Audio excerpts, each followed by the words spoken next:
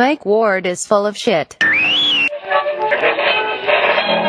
please welcome Mike Ward to the stage. Please welcome the fucking hilarious Mike Ward. You're out of luck. I'm rolling down the stairs, too drunk to fuck. I'm too drunk to fuck. You're too drunk to fuck. Too drunk to fuck. I'm too drunk to fuck. Hey guys, welcome to episode 22 of Mike Ward is Full of Crap. Thanks so much for listening. I put this out, we started doing this again, and I say we, I'm the only one fucking involved in this little project. I put this one out a couple days ago thinking, okay, maybe people will listen to it, and I saw that I was the 20th most popular podcast in Canada. So I want to thank all my friends, all my fans in Canada, all of my fans, mostly in Quebec. I think c'est surtout les Québécois. Thank you, merci to all the Québécois and French Canadians in New Brunswick and Ontario that listen to me. If you guys speak French, go listen to my French podcast, which is Mike Ward sous écoute. That's also in the top. It's always in the, because there's only 3 French podcasts. So there's me, there's Trois Bières, and there's Le Stream that you should go listen to Le Stream also, if you speak French. If you don't speak French, then you're fucking dumb if you go listen to a French podcast and go, what's all this gibberish? Can't understand. So I'm still in Edinburgh. I'm in the UK. I'm doing a series of shows at the Fringe Festival here. I got a really good review that came out this morning. I was super happy. I got another 4-star review. This is my 3rd 4-star review. What's weird about the UK, and I said what's weird, but what's actually awesome about the UK is whenever you get a review in a paper, they put stars next to the review.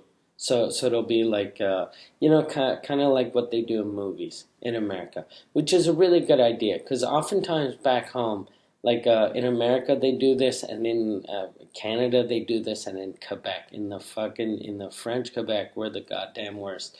We'll take shitty fucking reviews, and then just take one word from the review and put it on the poster. So you'll go see a show that was fucking horrible, and the review was fucking horrible, but the reviewer will write, this show was fucking garbage. It could have been amazing if he did this, and then they'll just say, Journal de Montréal says amazing. So they can't do that here in the UK, and they don't do that here in the UK because of the star thing. So if you see a review, and oftentimes you'll see Brits with reviews, and they'll be amazing show by Chortle or whatever, but they don't put the stars next to it, so you go, okay, yeah. So that guy probably got a 2 or 3 star review. So I got a 4-star review from Counterculture.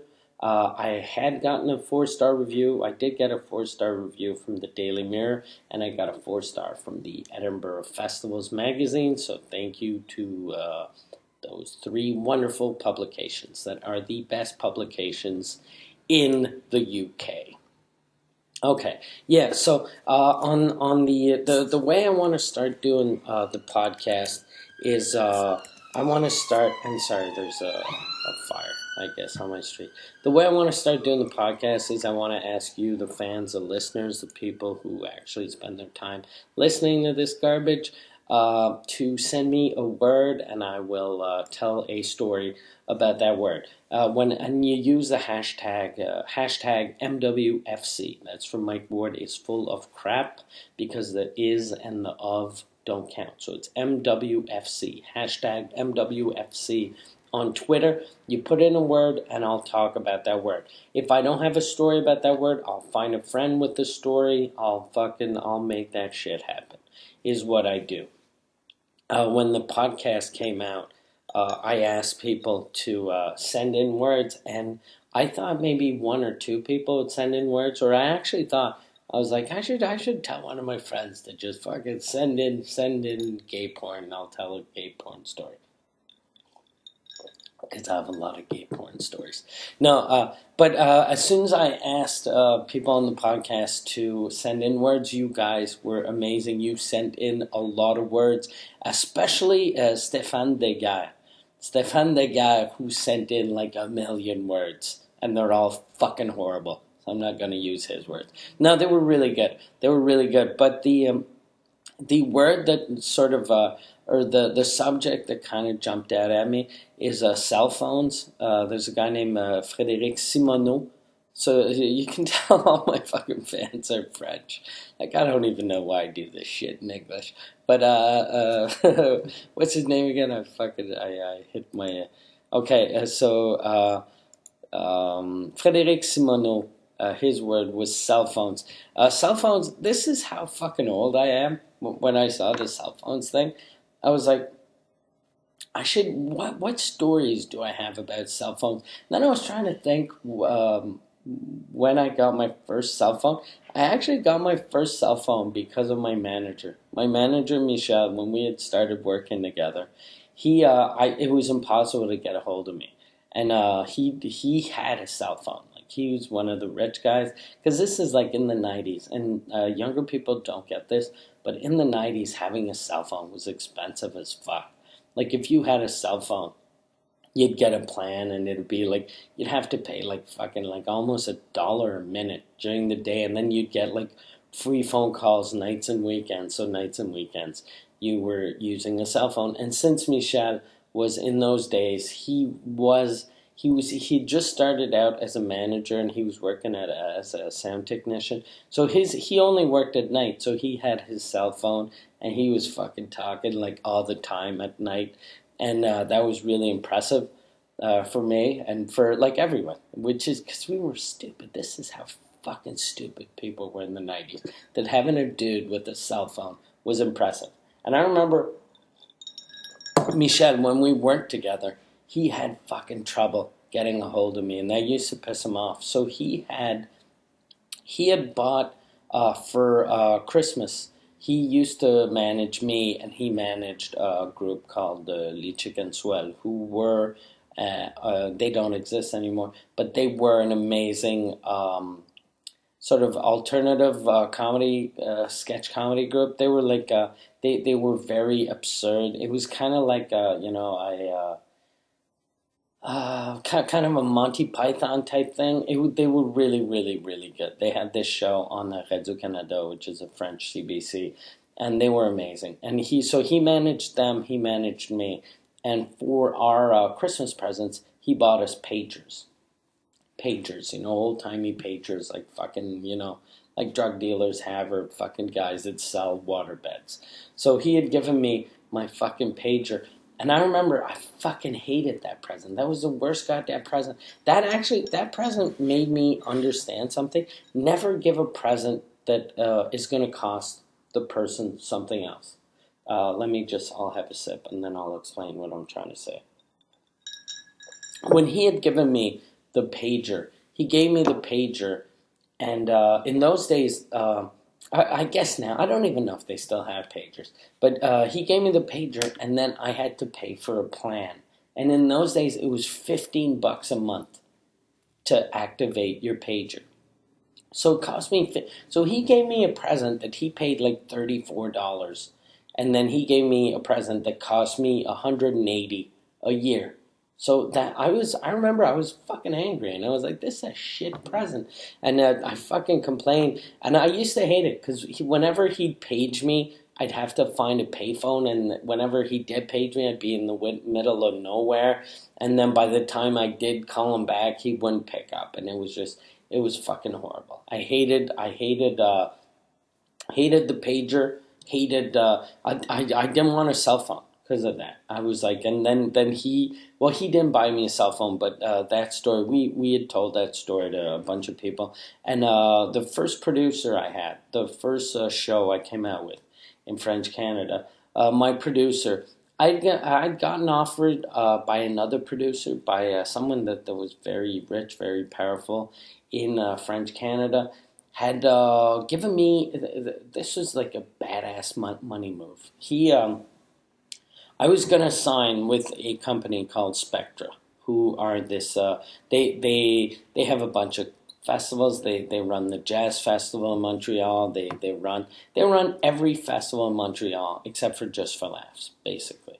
And or probably now they don't run or they might run Osheaga, or they might run Heavy MTL. I don't know what they do, but they have a lot of festivals. They have well, in those days they had all of them. They had Les Francopholies, they had Festival de la Lumière, or they had the Jazz Festival. They had tons of money, and they wanted to produce my show.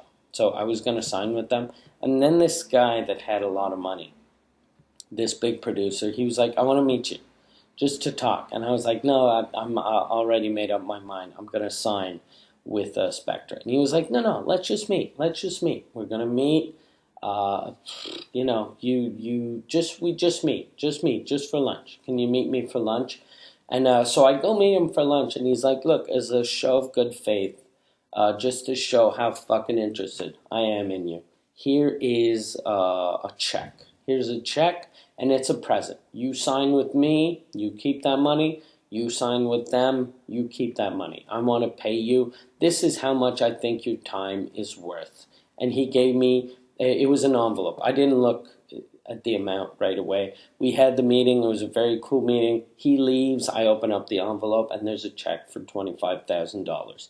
I had never seen $25,000 before. Like, this was fucking, like, I used to make like nothing. I was just like a young club comic, you know. So $25,000 for me was like if today you gave me a check for $9 gazillion. Like, it was fucking insane. And I remember Michel, my manager, was like, "Okay, we got to give that money back because we're gonna sign with Spectre. The deal with Spectre is better than that guy's deal." And I was like, yeah, but he said we could keep the money. And he was like, no, we got to give the money back. We got to give the money back. And I was like, okay, here's the plan, okay? I give you 20% of everything I make. So 20% of the 25,000 he gave me is technically yours. So why don't you give him $5,000 and I'll keep the rest? Okay, all right, that's a deal. And finally, Michelle convinced me that, look, we can't keep that fucking money. We got to give it back. So we gave back the money, and Spectre, when we told them that, we were like, look, they gave us $25,000 just for a meeting, and they were like, we don't do things like that, because if you're giving $25,000 to someone just for a meeting, that means you're gonna fuck them on the back end. So they're like, we don't want to fuck you on the back end. So they're like, we can't give you anything, but we keep listening to your fucking story about Michel and his shitty pager. So we're gonna give you a BlackBerry. So they gave me a BlackBerry, and they paid for my BlackBerry for 2 years. They were like, we're paying, so it's free. It's free. And I remember I freaked out because this was like early 2000s, and a BlackBerry now is a piece of garbage. It's fucking horrible. If you see someone with a BlackBerry, you're like, what's wrong with you? Like, you must have made, like, you went bankrupt 17 times, and no one will fucking give you a real phone. That's why you have a BlackBerry. But in early 2000s, the BlackBerry was fucking insane. It was the best. It was the best goddamn phone. And I remember I used to email people from my phone, and that's why I never got into texting, really, because as soon as people started getting into texting, like 5-6 years after that, I was like, nah, I just send emails. So and that's, that's really not interesting. Okay, but yeah. So my first cell phone was a BlackBerry that I had in the first couple of years of 2000. Like, let's say, I think that was 2002, maybe, that I got my BlackBerry. And the way I lost my BlackBerry is the most goddamn pathetic story ever. Okay, like I've said oftentimes in interviews, I do or I don't. I always say that I do a lot of shows for the Canadian Army.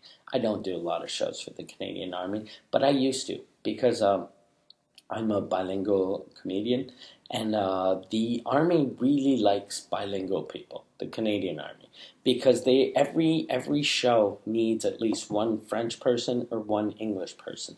So if they have someone bilingual like me, if they book an English show, they just get me to go, hey, just do one joke, then it'll be like a bilingual show. And if it's a French show, they're like, do one English joke, it'll be a bilingual show.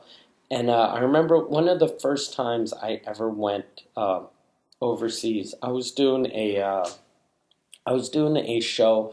It was actually it was gonna be a show for our soldiers in Greece. It was and the reason why it wasn't in Greece is and I don't know if I've already told this story before. I'm gonna say this like a million times. I'm not even gonna pause it. I'm gonna tell the story again. If I did tell this story before, I'm sorry. But the show was supposed to be in Greece. I was doing this. Doing an interview on one of the French Canadian networks. In those days, it was called TQS. It doesn't exist anymore. So I'm on TQS in the afternoon, and the host is like, "Yeah, man, I heard that you're going to Greece to do shows for the Canadian Army," and I'm like, "Yeah, that's cool." He goes, "You know what city?" I'm like, "No, I don't know what city, but it's going to be cool. I've never been to Greece. It's going to be fun. See Greece, blah blah blah." I was super happy. I go home. I get this fucking long email and I don't know why I didn't get it on my BlackBerry, but I got this fucking long email at home from someone from the Canadian Army that was like, "You fucking asshole.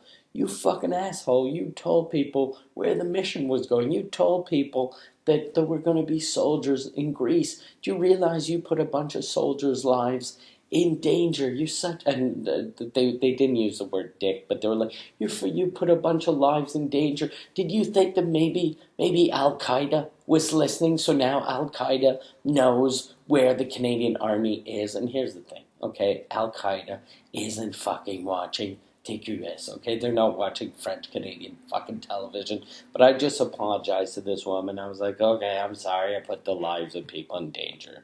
And so finally, the show wasn't gonna be in Greece. They moved it to France because I fucking blew the mission. Because a big fat fuckface loudmouth Mike Ward went on French TV and told people that we were going to Greece, so we had to change countries. So we did the show in France instead, and the show instead of it being a show for the Canadian Army, it was going to be a show for the UN. For I don't know what had happened exactly, but Canada had kind of pissed off the UN. I think it was like the right after 9/11 or a couple of years after 9/11, since Canada didn't participate in some mission because they were doing something else. A lot of countries were kind of pissed at Canada, so they were like, "Okay, instead of this show, instead of you guys coming to entertain our troops, we're going to give you as a present to all the other troops, and you're going to entertain them." And we were going to do a show in Lausanne, France, in front of it was Italians, it was Polish people, it was I think there were Germans.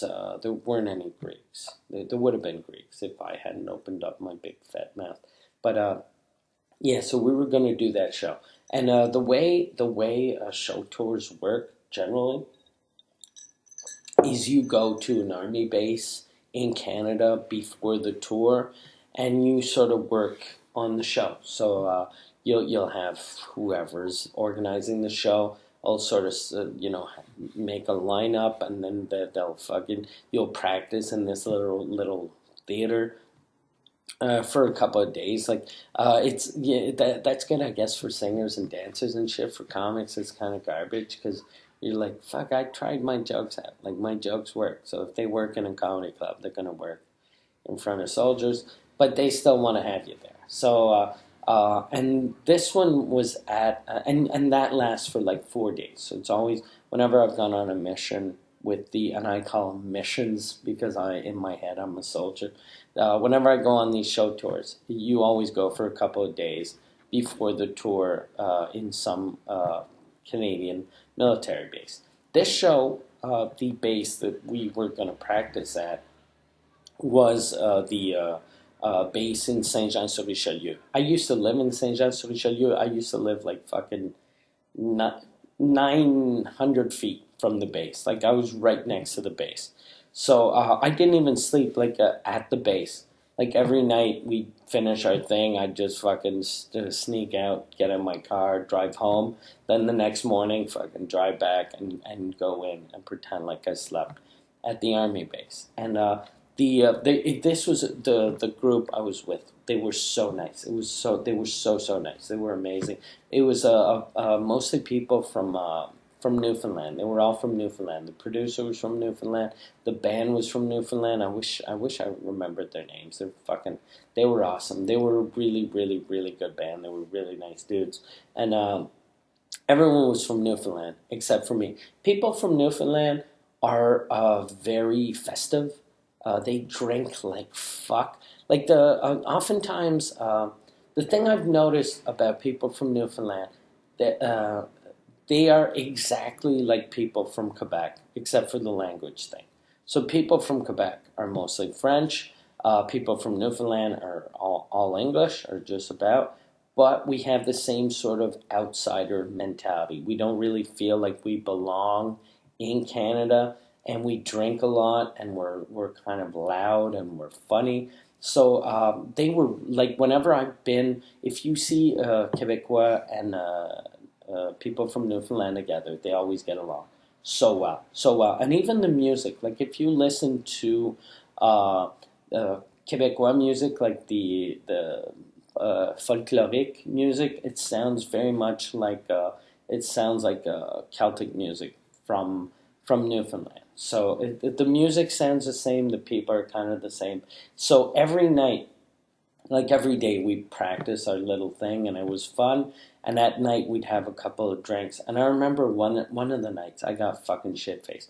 And whenever we go on those army bases, we practice for a couple of days. And the last day, we have a show in front of people on the base. So we have instead of doing a dress rehearsal, we do a real show in front of soldiers soldiers and their family that are on the base. So the night before that, we got drunk as fuck. I got so drunk. And at the end of the night, I was like, I'm gonna go home. And they were like, you were too fucking drunk to drive. And I was like, I'm okay. And I only lived like 900 feet away from the base. So technically, I should have just walked home. But I was like, I gotta get my car back. Because I was too drunk. I was like, I need my car. What if I need my car tomorrow? And so I was like, I'm gonna drive home. So I go out, I get in my car, and my car is parked right next to where the gate is. There's an armed guard. There were even 2 armed guards at the gate. So I'm like, what the fuck? Okay, I can't drive. Because he'll know I'm drunk, and he'll either call the cops or he'll shoot. Since I saw the gun, I was drunk. And you shouldn't drink and drive. I should say this, and I don't drink and drive, but I have a bunch of drinking and driving stories. Because I stopped drinking and driving in like 2000, I guess 2004, 3 or 4. But before then, I was always drunk as fuck in my car. Okay, so I apologize ahead of time. I don't drink and drive, but I was drunk as fuck this time. I was drunk as fuck. And I was looking at this guy with the gun, and I was like, oh fuck, he's not gonna let me out. So I was like, okay, I should leave my car here. But I was so drunk, instead of just walking by the gate and leaving my car there, which would have been fucking normal, I was like, that guy's gonna see that I was drunk. He's going to see I was drunk, and he's going to remember that I was looking at the car, and he's going to call the cops, and they're going to interrogate me, and they're going to go, were you going to drive? And I was like, no, I wasn't going to drive. Yes, you were. Okay, I was. And they're going to take my license. Like, for some reason, my stupid drunk brain thought that even thinking about drinking and driving was a criminal offense. So I was like, he can't see me go out the main gate. I'm going to go out the side exit, like a fucking army base has a side exit. So I call my wife. I'm wandering around this army base. I call my wife, and on the BlackBerry, I call my wife, and I'm like, "Come get me." And she's like, "Where are you?" And I'm like, "I'm on the army base." And she goes, "No, but where?" I go, "Come get me. I'm on." And I try to describe where I am.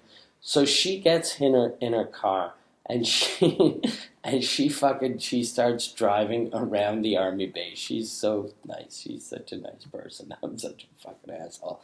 She's driving around the army base, and I'm drunk as fuck, going, I don't see you. I don't see you. And I couldn't see her because, but the fence, I don't know how the army bases are in your country, but in Canada, it's just fucking, it's just a regular fence. So it's like, a checkered fence that you could see through. And I see my wife drive by, and for some reason, instead of saying into the phone, "I see you," I threw my phone at the car. I figured I'll throw my phone at the car, it'll hit the fucking car, she'll stop, she'll go, "Hey, that's Mike. Okay, come on in." Or yeah, I'll fucking get my bolt cutters. I'll cut through this fucking fence. You can walk through the fence, and then you can, get in the car. So, but I threw my phone. My phone missed the car. The car kept on going, and then I was like, "Fuck! I don't have a phone. I don't have a phone, and I'm in an army base." And what was weird, like, I fucking panicked. So I was like, okay, I gotta get out this army base. So my plan was to dig underneath the fence. So I started just digging underneath the fence. I started digging like a fucking madman, just with my hands, like a fucking muskrat or I don't know, whatever fucking shitty animal digs with his fucking paws. So I was digging, and then I realized, I was like, fuck, I'm in an army base. Like, you should never dig to get in or out of either an army base or a penitentiary or a jail or whatever. And I was thinking, I was like, I'll probably get it. You get in more trouble if you try to break in to an army base and trying to break out, but still trying to break out is, you'll probably get into trouble. And I remember just fucking panicking. I fucking panicked. And then I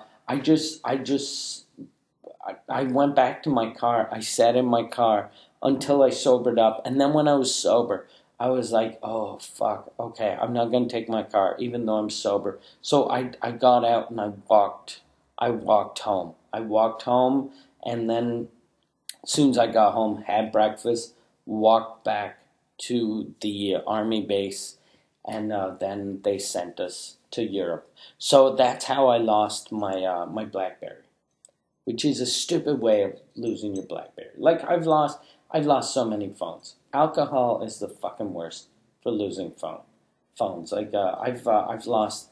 I changed phones. That's what's cool though about being a drunk, is I break my phone so often and lose them so often. I always have the fucking top of the line best phone. Like, I have an iPhone 9 now. It hasn't even come out for you guys, but for us fucking drunks that break our phones every other week, we have the iPhone 9. So that's pretty much all the stories I have about cell phones. Except I have one. It's not really a story, but it's I've when you're on the road a lot, I'm on the road a lot. I don't know if you guys have ever masturbated while watching porn on your iPhone or on your smartphone or your Google fucking phone or whatever bullshit, or your BlackBerry, if anyone still has fucking BlackBerries. But I hate jerking off with an iPhone because it gets shaky. So, like, it's a small camera, but people tell you, they'll be like, "Oh no, but put it closer to your face." And I don't know who tells you that, but I guess people tell you that.